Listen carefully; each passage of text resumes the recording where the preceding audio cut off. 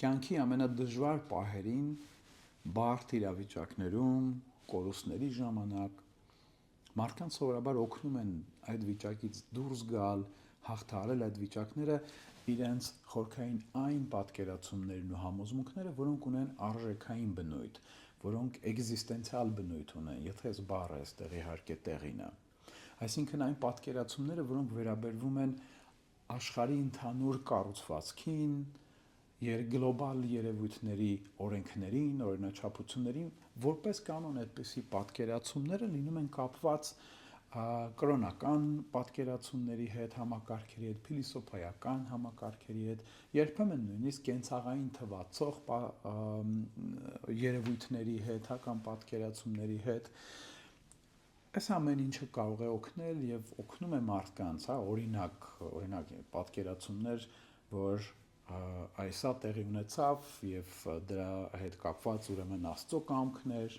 կամ փիլիսոփայական բնույթի ամեն ինչ անցողիկ է եւ սա էլ կանցնի ու նմանատիպ էլի պատկերացումներ, որոնք իհարկե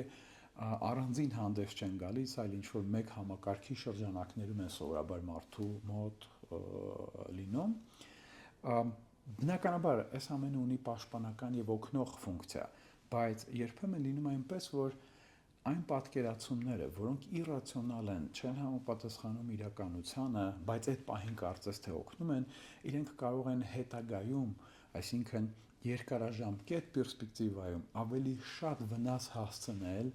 քան այն վնասներ, որը այդ պահին իրենք կարծես թե օգնում են հաղթահարել կամ լուծել։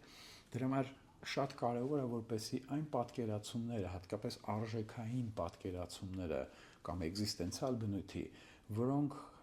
մեր հիմնականն են եւ դրանցով ենք մենք փորձում դժվարությունները հաղթահարել կամ դրանցով ենք մենք նայում կյանքին, այսպես ասած, շատ կարևոր է, որ իրենք հնարավորինս օբյեկտիվ լինեն, մոտ իրականությանը, ռացիոնալ, որովհետեւ այս պահին դրանք կարող են մեզ օգնել, բայց եթե դրանք իրացիոնալ են կամ ինքնախապկանքի տարեր ունեն, հետագայում